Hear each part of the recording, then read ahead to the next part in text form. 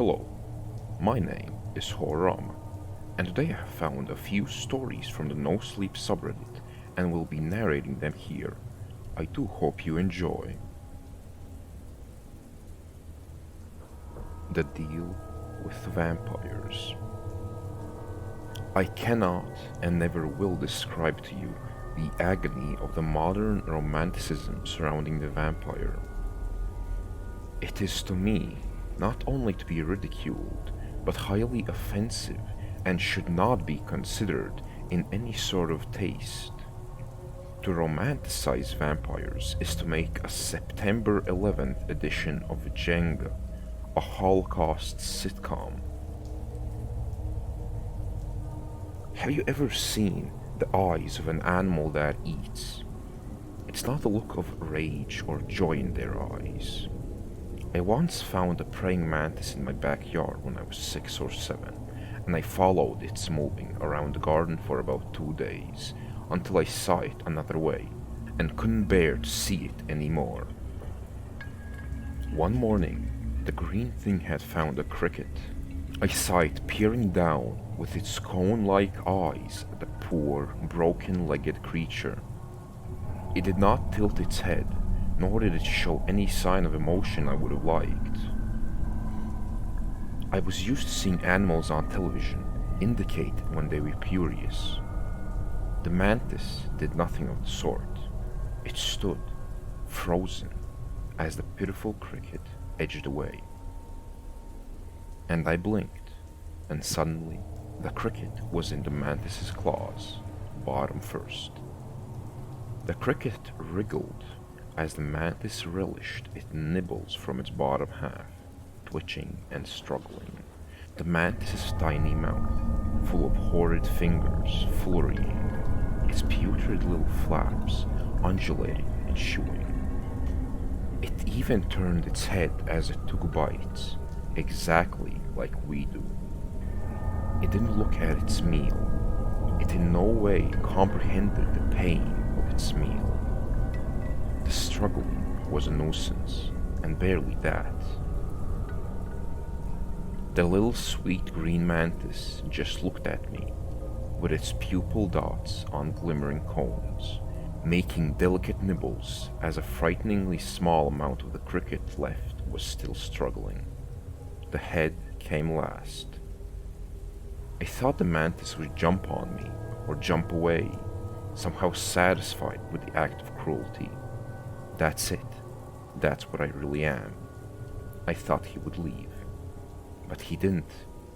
That little mantis had nothing to think about.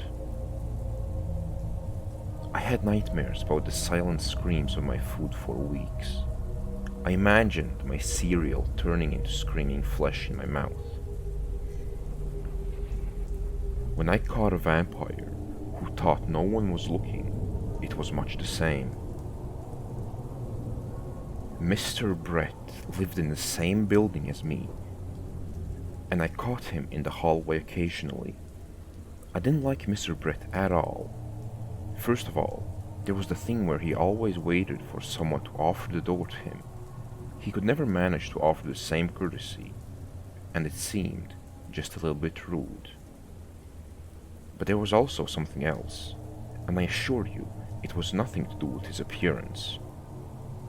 He was a bit like some school teachers, who you later learn are predators. It was just an odd feeling that you shouldn't be left alone in the room with him. The occasional fear that you'd seen him when you went down the stairs, and he would just put his hands out to stop you. I got this in the back of my head every time I passed him. I could never put my finger on why. That was until I met him on a night street heading back to my apartment about 3 in the morning. He was behind me the whole time, and once again, I just couldn't shake the feeling that something was off. Sometimes when you're alone on the street and there's someone going the same way as you, and they just seem to have turned too many of the corners you have, like they're following you, and you don't want to look back to see if they're still there, because then they know that you know. I knew that Mr. Brett would follow me up until I got to my floor, as it was beneath his. I also knew that I must not get in the elevator with him. I must not, under any circumstances, get into the elevator with him. So I took the stairs, and he followed.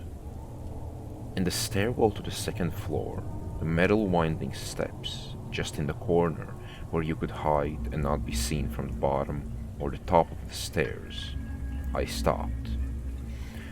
And in a last-ditch effort to assure myself nothing was strange, I stopped and offered to let Mr. Brett go ahead of me. It gave me a look. In this precise moment, he was an it. There are many animals on this earth that put on disguises.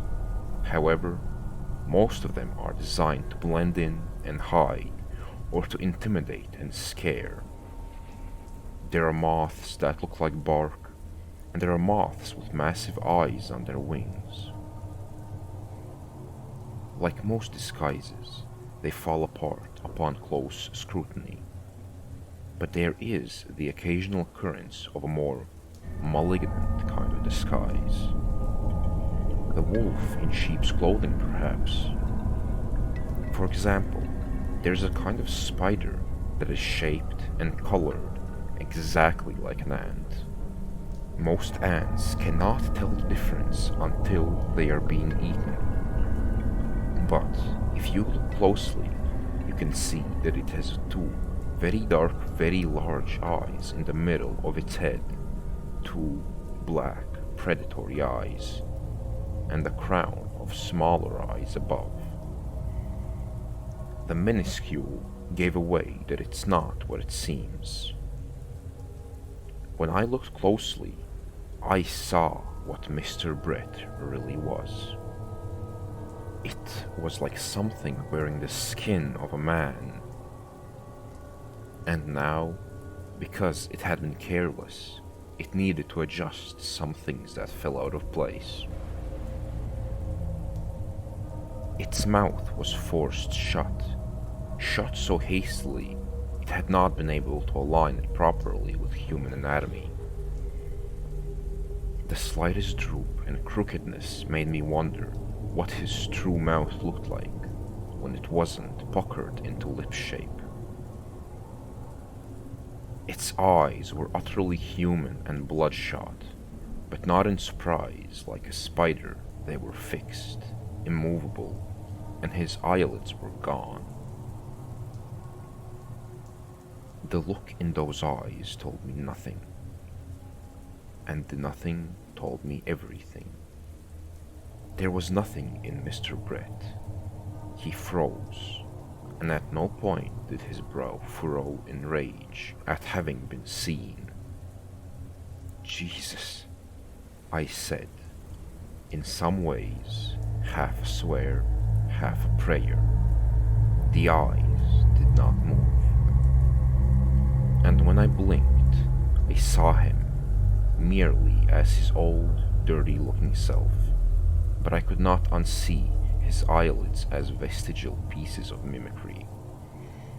I could not see his small and wrinkled human lips as anything other than a perpetual imitation.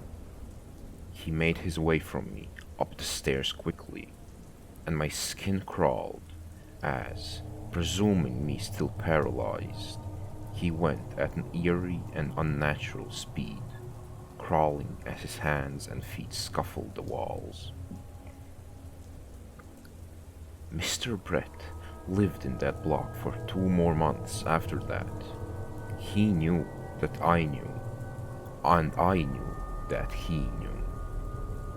A few cats and dogs went missing over that time, and Mr. Brett smelt better on the days of the reports. I could tell when he didn't have the opportunity to meet anyone on the stairs, and on those days, I took the liberty of boarding my doors shut. In truth, I don't think he ever planned to come for me. I wasn't enough of a threat, and in too poor of a mental state to convincingly rat him out. The worst of it was that he never bothered to hide from me anymore.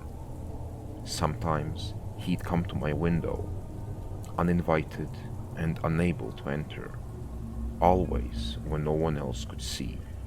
His frozen and bloodshot eyes, his nose against the glass, his breath too cold to fog it up. The worst part was that I lived on the 6th floor. My coworker may be a vampire. I used to work with a guy who I swear was a vampire. And also, he was the reason I got a job as a cryptozoologist and a monster hunter. Now, before you give me the whole "vampires aren't real, how stupid could you be" reaction, just let me explain why I believe this.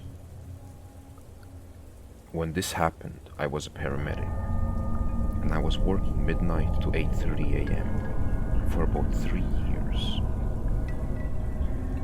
I came into work one night to see a stranger standing in the meeting hall, and the first thing I noticed was that his skin was as pale as freshly fallen snow, and it had a bluish glow to it. Of course, it wasn't the sparkle that everyone associates with Twilight, but it was still odd. I soon learned that he was my new coworker, and he was nervous about his first day on the job. The second thing I noticed about him was that he did not have a shadow. We had extremely brief, fluorescent lights in the corridor, and every other employee in the hospital that passed under them cast a shadow. I shrugged it off as we gathered in the briefing room. I needed to be focused, and the weird new guy couldn't be my priority. Travis, our head paramedic, greeted us before barking out his usual orders. "Good morning, men. I hope you all got in your beauty sleep, though I can see some of you clearly didn't, because tonight is going to be a busy night. There have already been 5 accident reports." I was surprised at the amount of reports that had already come through, since we normally didn't get any during the half hour between midnight and 12:30 a.m. We finished the briefing, then we got our gear together and headed out in our usual teams. I took a quick mental note of who would be on my team tonight, and I was surprised to see the new guy sitting in the passenger seat of my ambulance. I walked up to the window, a friendly smile on my face. I couldn't remember if Travis said he would be with me, but I wanted to make sure that he felt welcomed. "Hey, good morning. I noticed you're new here. Do you know if you have the right team?" An eerie, too wide smile crawled across his face as he turned to me, and I gasped. He had incredible, tangerine-colored eyes, and I took a step back in shock. His voice was like gravel, and it irritated something in a primal part of my subconscious. "I am with the correct team, Hunter, and my name is Callan." By that point, I was nearly wetting myself. I had always been a little on the jumpy side, but this was too odd. How did he have that color of eyes? How did he know my name? These thoughts were rushing through my head, but then, rational thought hit me. The guy probably saw my name tag, or heard someone else call me by that name. That, however, still did not explain the hue of orange his eyes radiated. I faked an awkward smile, then climbed into the ambulance as far from him as I could get. 10 minutes later, we arrived at the scene of our first accident. It was out in the middle of nowhere on Dark Shade Road, which is in my hometown of Windber, Pennsylvania. In the past 3 years, I've seen some nasty accidents, like decapitations, people being thrown out of the car and found dead 25 feet away, and unlucky families, pets mangled from impact, but none that compared to what I saw that night. In the driver's seat of the car sat a man, and we barely recognized him as one of the town's founding family members. Blood was spattered everywhere in the car, and the scene looked like a horror movie where a head got fried in a microwave. It took all I could muster to hold my breakfast in, and I can honestly say that that was one of the hardest things I'd ever done up to that point. Upon further inspection, it appeared like he had his throat ripped out, and it didn't seem to be from impact considering the bite marks located near his jugular. The new guy looked even more freaked out than I did, but not quite in the same way. It almost appeared like he was trying to hold in the urge to eat a juicy, rare steak. As we began our cleanup, his hungry expression nagged me, and I couldn't let it go. About an hour after we arrived, the police finally showed up, and Captain Robertson repeatedly apologized for being late. She explained that she had to show up to 5 other scenes, all of which were nearly identical to this one. I pulled her to the side, keeping my voice hushed as I questioned her. "Lana, this is a friggin' nightmare. What do you think could have done something like this?" Without responding, she pulled me even further away from my team, her voice coming out as an exhausted whisper. I don't want to jump the gun, but the last time something like this happened was 50 years ago when the Gallo family came back to town. It took a moment for the name Gallo to register. Then I recalled where I had heard it. I remember my father mentioning something like that, but what he told me was the same story all of our parents told us to keep us from sneaking out after dark. Look, I don't know what's going on, Captain, but we've got to get to the bottom of this before there's another mass panic. This town hasn't seen a lynching in 5 decades, and I do not want to derail that record tonight. She nodded, casting a tired glance back to the accident scene. Well, let's just hope that it's a rabbit, cougar, or wolf attack. After our conversation, we went back to cleaning up the scene, and I noticed the new guy looking at me as he stood a good distance away. Because of his strange behavior, I approached him to make sure he was okay, and I made an effort to sound jocular as I approached him. Not everyone responded well to death jokes, but I hoped that it might ease the tension a little. "What's the matter? Never seen a bloodbath before? I hear they do wonders for the skin." "It's not that." He had a strange tone to his voice, and it halted me in the tracks. "I think I know what happened here, and I fear I am correct. I need to take care of things at home, so please inform Travis that I am sorry I have to take the rest of my night off." "What do you mean? As the team head, I highly suggest that if you have any idea what may have caused this, you tell me immediately. There was 4 other animal attacks exactly like this tonight, and I'm worried that this isn't the end." He paused, but then drooped his head sadly. I watched him inhale, and his next words were so quiet that I nearly missed them. "It was most likely my sister Isabel who had a hand in this."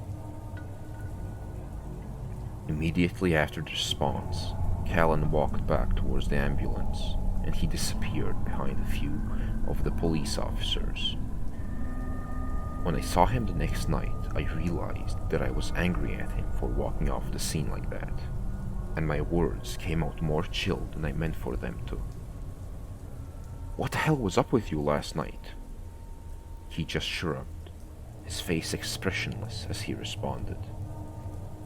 "There are some things in this world you would not understand.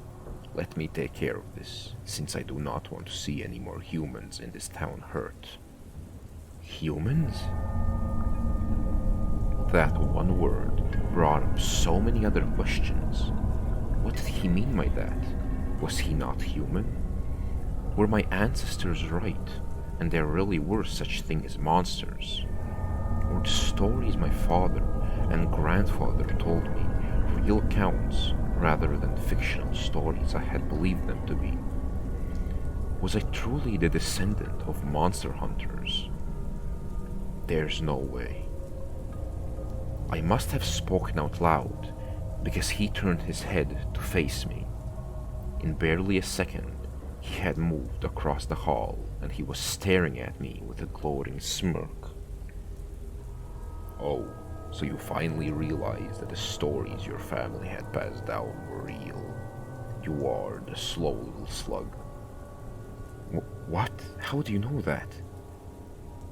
Your family has always been close to mine, Hunter. The Lacrosse family has provided us with the necessary means to feed for hundreds of years, and we even occasionally marry one of you. Why do you think every male in your family has been a paramedic dating back to the Revolutionary War? The fact that he knew my family was paramedics all the way back to the 1700s terrified me, because that wasn't even documented in any of the dank old history books rotting away in the public library. Was he a vampire? Was this why he looked so disturbed last night? Did Callan know my family better than I did? I wanted to question him more, but it was time to head out, and I did not want Travis yelling at us for being late. Just like the night before, we came upon a grueling scene. As we were removing the body from the car, I looked over my weird coworker. Look, Callan, I think I know what you are, which means I probably know what your sister is. Can you explain more to me about our family's histories, or at least tell me how we can stop your sister? At this rate, she's going to take out half of the town by the end of the month. Hunter, I do not know how to tell you this. My sister wants human blood, and the only way for us to stop her in this state is to kill her. I have tried feeding her what I have gotten from the hospital, but she has gone savage. He took shuddering breath, and even in the midst of craziness, I felt bad for him. No amount of blood will satiate her primal hunger. Most of the others in my family are getting by well, drinking the blood I bring back from work, but she is not. Do you still have your family journal? Your father, bless his soul, was there the last time this happened. He alone was capable of taking down my brother, Milton. This is nuts.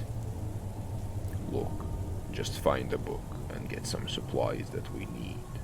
You are intelligent enough to figure this out. Stuff? What stuff? This doesn't make any sense. At least find some vampire repellent, or you will likely die. With that, Callan disappeared into the night again, his pale silhouette vanishing behind a tree. It left me wondering what in the hell he meant about my father being there the last time this happened, and about the repellent. Just how many times had this happened, and why was it never in the news? Until it hit me. What the chief said about 50 years ago this happened. My family's stories were indeed fact, not fiction. The next morning, I dug through my attic until I found a large chest, one that I hadn't seen in 20 years. If there was going to be an old journal describing how my father stopped Callan's brother, then it would be in this chest. I blew a half-inch thick layer of dust off the chest, pushing it open. As it creaked open, I saw a thick journal, which looked much older than anything else in the trunk, buried at the bottom. Upon finding the ancient-looking journal, I opened it, and as I did, a gust of wind penetrated the old attic. Finally, after exiting my spooky old attic, I decided to read the first few pages. Most of the beginning ones looked smudged due to age, but what I could make out was that it was a warning not to read this journal unless an emergency has happened. As I flipped through the journal, I noticed multiple unnerving titles, and I wondered to myself how this town that I had grown up in would have so many secrets. One page said words that nearly made me freeze up and not continue reading.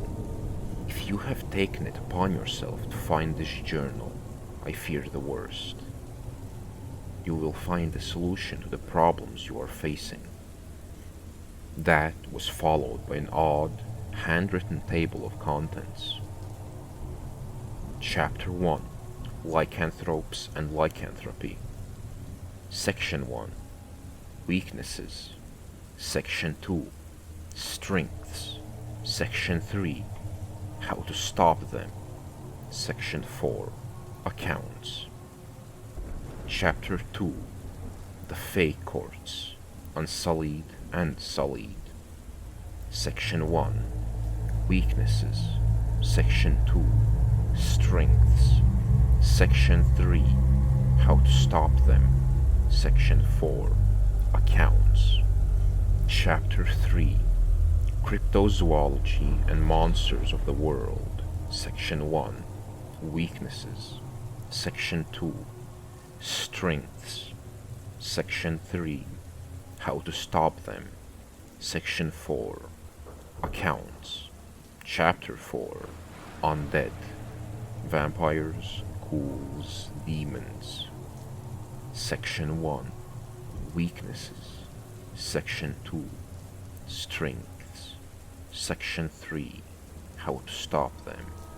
Section 4: Accounts. I immediately turned to the pages listed under the undead chapter. Vampires, thankfully, had been the first part of this section. Section 1 stated that their weaknesses did include the sun and the stake to the heart. But it also mentioned that vampires were not weakened by garlic. It did, however, mention a plant that weakened their powers called hawthorn tree flowers.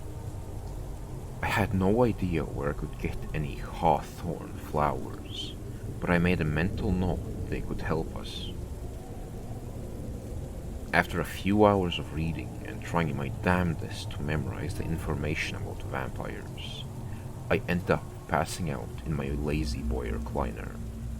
The dreams I had were some of the most terrifying that I had ever had in my life, yet they felt prophetic. Finally, night time came and I got ready for work. Instead of my normal pre-work, I took an hour before I had to leave to reread the information from the journal and pack up some wooden tent stakes I had in the attic.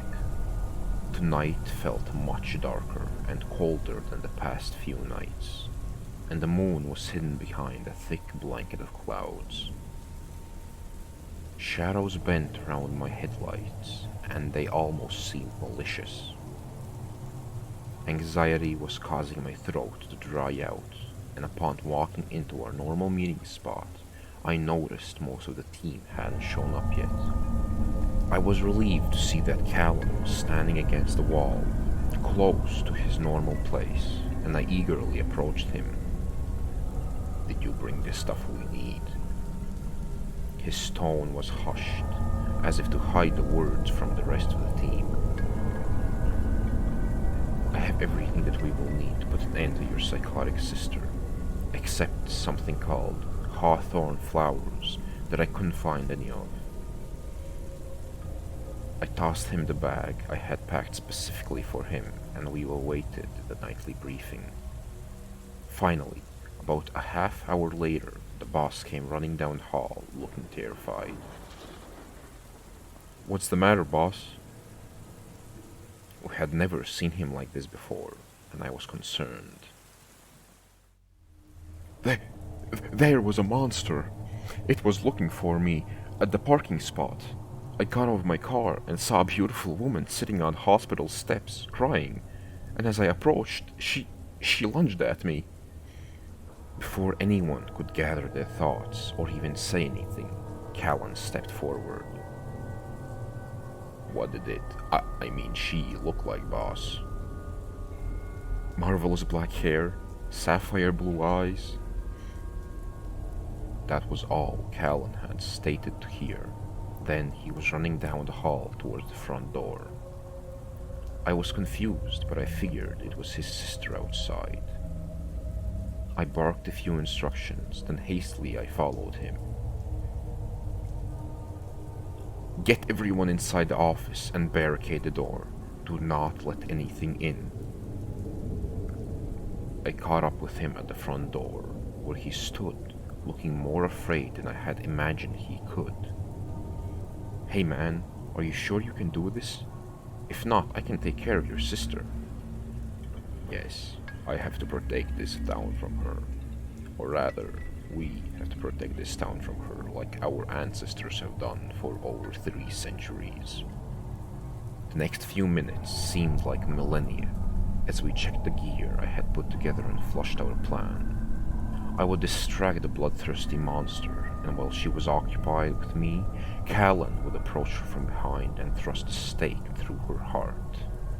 We pushed the doors open as the frigid night air gave my skin a deathly cold chill. If the plan failed, I would be a big old dinner for one of the most dangerous monsters in the world. But I reassured myself that it was worth it. I clutched my weapon tightly as I walked through the double doors. I looked to my right, followed immediately to my left, and took a deep breath. With every step, my heart thumped faster, like a soldier marching to a bloodthirsty war drum. As I rounded the corner towards the side door, I caught the glimpse of something supernaturally fast pass by me. At that moment, it hit me that if Callan wasn't faster than her, I would be screwed. As I walked forward, trying my hardest to reassure myself that everything would be alright, I remembered one of my dreams. This was the exact same scenario, and if everything else went the same way, I would find one of my co-workers' lifeless bodies lying on the ground next to a dumpster. I followed my gut, rounding the side of the building where the dumpster stood. There was Alex, his throat ripped open and a puddle of blood drenching his once white shirt. I was wiping away a tear when a voice slipped through the darkness. You look almost as tasty as the cowardly man I chased into this building. Those were the last words I remember before blacking out.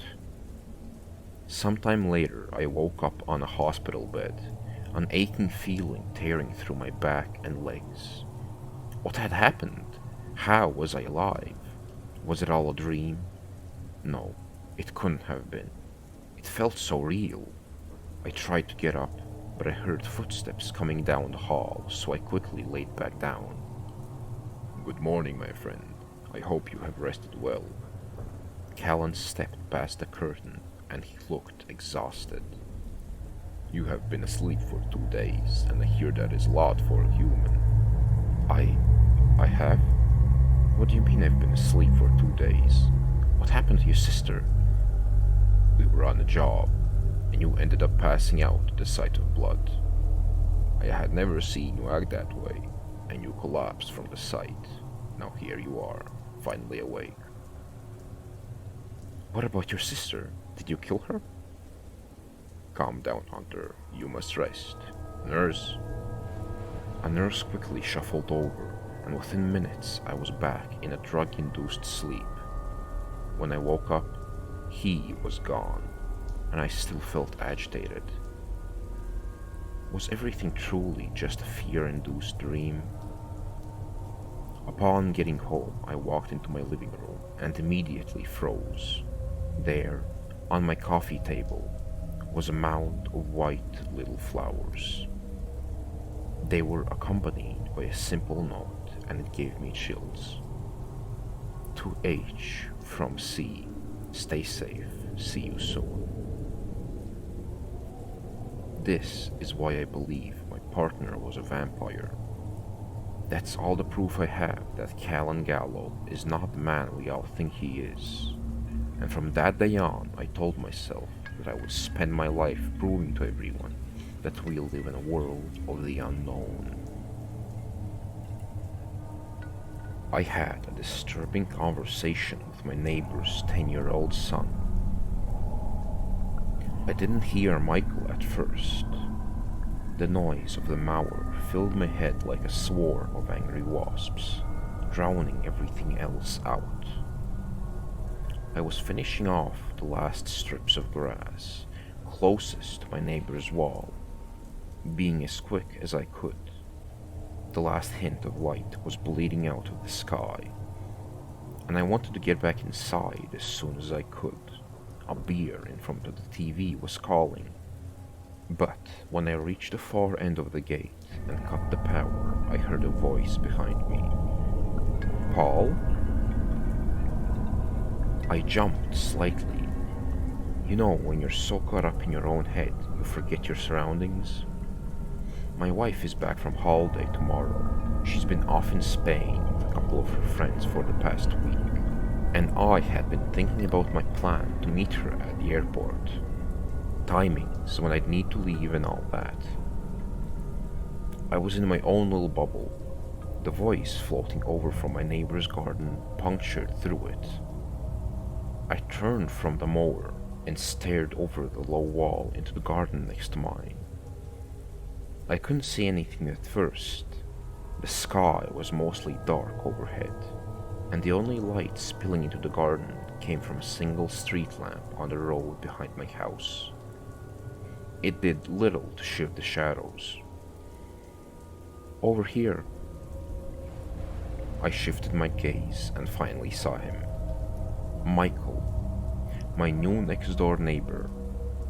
I'm pretty bad at guessing kids' ages, but I reckon he has to be around 10. He's got a shock of messy hair and these big brown eyes. The kid's a starer too. I've only seen him a couple of times since he and his mom moved in last week, but every time I do, he gazes at me like I'm an animal in the zoo. It's a little annoying. This was the first time he'd actually spoken to me though. "Oh, hey, Michael is it?" I actually knew his name perfectly well. I'd bumped into the real estate agent selling the house next door and he'd told me, but I didn't want to appear overly familiar. "Yeah, I'm Michael, and you're Paul," my mom said. "That's me. How are you guys settling in?" "Okay, I guess." Michael stared up at me with those large brown eyes of his. I don't have much cause to talk to kids, so I may have been completely wrong about this, but I had the feeling Michael was making a lot more eye contact than someone his age normally would. He hardly even blinked. Young kids, at least in my limited experience, tend to be all over the place, little bags of energy, but Michael was the exact opposite. It's probably close to his bedtime, I found myself thinking. And then, off the back of that, you want to be glad he's not bouncing off the walls. If he was one of those kids, you'd never get any peace. Amazingly, considering they were still in the early moving stage, I'd barely heard a peep out of Michael and his mother. I'd been expecting to hear the sound of furniture shifting and boxes being lugged around all week, but I hadn't. They'd hardly made any noise at all. I'd hardly seen them at all. For that matter, they'd arrived late one evening and I'd caught a glimpse of them from the window of my study, but that was pretty much it. I remember Michael's mom as a tall, attractive woman who looked a little older than me, but I had hardly even gotten a proper look at her face, and this conversation with Michael was the first interaction I'd had with either of them. I'll go around at some point when Beth's back home, I thought now, folding down the mower's handle, then we can introduce ourselves properly. So, Michael, I said, picking up the mower and carrying it back along the garden. What are you and your mom up to this evening? I'm guessing it must be close to your bedtime soon. Nah, nowhere near, he said. I chuckled. Okay, well, my bedtime's pretty early, so I'm going to head in and catch a bit of TV, I reckon. I'll see you around, yeah? I reached a little wooden storage area at the end of my garden and slotted the mower underneath. I was on my way out to the door when Michael's voice stopped me. Paul? What's up, mate? Do you always mow the garden so late? I smiled. No, I usually try to get it done when the sun's still out. Only my wife's back home tomorrow, and I wanted to get the place looking nice for her. I guess it must look pretty odd to be out here mowing at night, eh? No, I don't think so. I think everything's more fun at night. Oh yeah? Yeah. I go on adventures all the time. I could hear the excitement in Michael's voice, even though I couldn't see his face properly. He was just a shadowy outline in the darkness of his garden. One time we even went night fishing. Have you ever been? I shook my head. I've been fishing once or twice, but only during the day. It's way more fun at night, I reckon. Everything's more sneaky at night. I found myself grinning again. Despite my urge to go back inside, this kid was sort of entertaining. Well, maybe you and your mom can show me and my wife sometime. Sounds like you guys are way more exciting than we are. I turned once more to the back door. This time, I was actually holding the candle when Michael's voice stopped me. Paul? Yes, buddy? Paul, do you have anything to drink? Like juice or anything? I hesitated. I'm not sure. I don't think I... Do you mind if I have a glass real quick? Mom's still sleeping, and she's been super tired this week. I don't want to wake her. I paused with my hand on the door.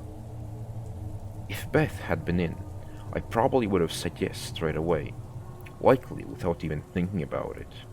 But standing there, in the dark garden, I was suddenly aware that it might look a bit odd if I invited a 10-year-old kid into my house, even if he was my next-door neighbor.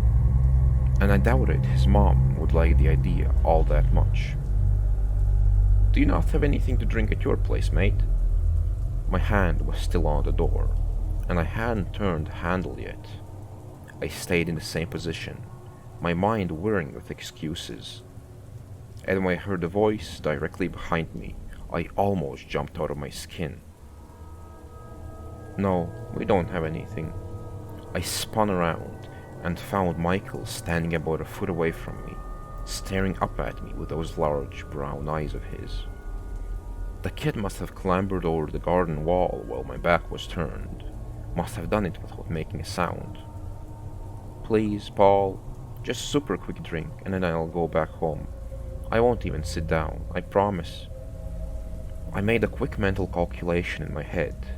Our back door opened straight into the kitchen, and I had orange juice in the fridge. Michael would probably be in and out in a couple of minutes. His mom might find it a little odd that he'd been inside the house if he told her, but wouldn't she find it just as odd if her new neighbor had refused her kid a drink when he asked? I hesitated for a couple more seconds, then sighed. Okay, go on then, but you have to make it quick, okay? I really do want to get to bed soon. Michael smiled up at me and nodded. I turned the handle and stepped inside. So you're a bit of a night owl, huh? What does that mean? I opened the fridge and grabbed the orange juice. It means someone who prefers it at night, you know, because you said you go on adventures, night fishing and stuff. I moved to the drying rack by the sink and grabbed a glass. Oh, yeah, I'm definitely a night owl. He started pouring the juice into the glass. Man, not me. Or at least I wasn't when I was your age. I used to be scared of the dark. You'll get used to it. Hmm? I said you'll get used to it, once you spend enough time in it. Right. I turned and handed the glass of orange juice to Michael. He took it from me and smiled. He moved the glass towards his mouth, then paused, watching me over the rim. You know, my mom doesn't like me doing this anymore. Doing what? Going into houses with strangers. Not after last time. I stared down at the kid. He looked back at me, the smile no longer on his face.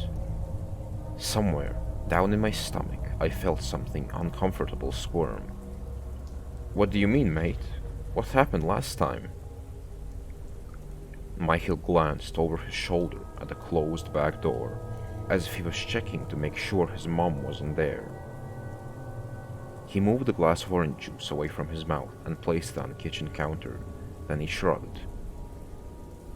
Nothing really. It's just that in the place we used to live, I made friends with this old man who lived a couple of roads over from us. He invited me in for a drink too, only then he got weird. Oh Jesus. I tried to keep my expression the same, but I was suddenly wishing I'd said no to the kid's drink request after all. This didn't sound good. Some old pervert in his last town had invited him in for a drink, and then he'd got weird.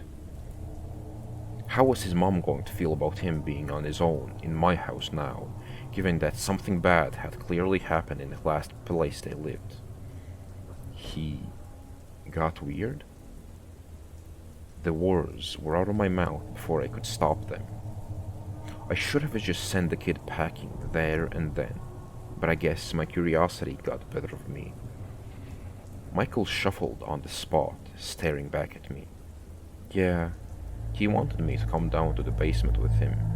Told me he had this really cool Lego collection, and I asked if I wanted to see it. He insisted I see it, even when I said I had to go. My mouth suddenly felt dry. So, did you go with him? Michael shook his head back and forth hard. No way. I ran back home. Mom told me I only have to go as far as the kitchen when I'm in strangers' houses. I felt mild relief wash over me. Then I replayed what Michael had just said, and felt the relief of being replaced with confusion. Wait. What do you mean? I asked. Are you in strangers' houses a lot, then? Like friends of your mom's and stuff? Michael opened his mouth, then closed it again.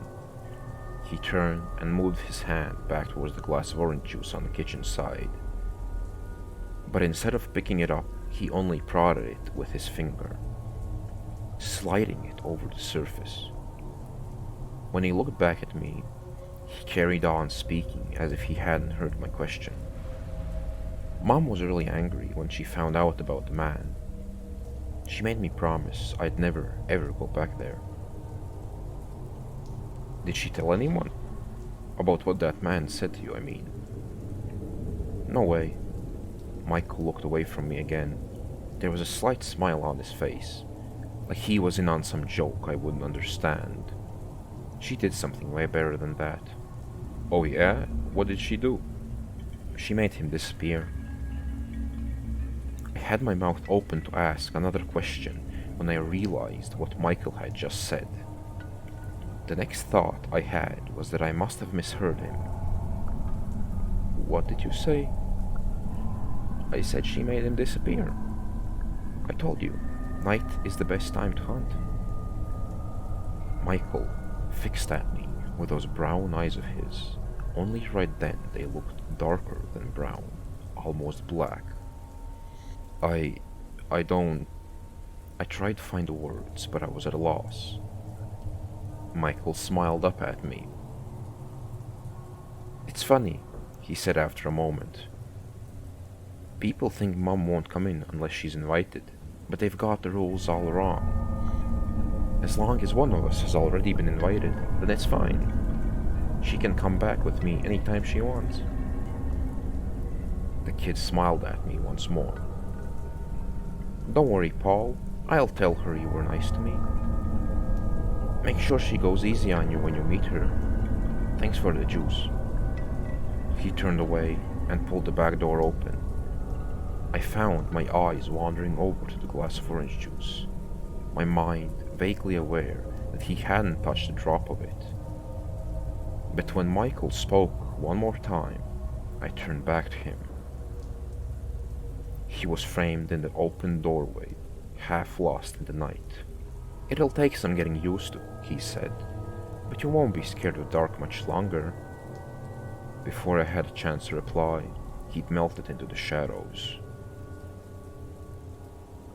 Vampires, perhaps one of the oldest recorded cryptids ever written about, and live as a wolf in sheep's clothing among us. And although they are supposed to be entirely fictional, these creatures exist in nearly every single mythology across the world under different names. That does indeed make you wonder just how fictional such beings really are. But nonetheless, I do hope you enjoyed my narration, and if you did, then please do like and subscribe. I wish you a good rest of your day, and until next time, goodbye.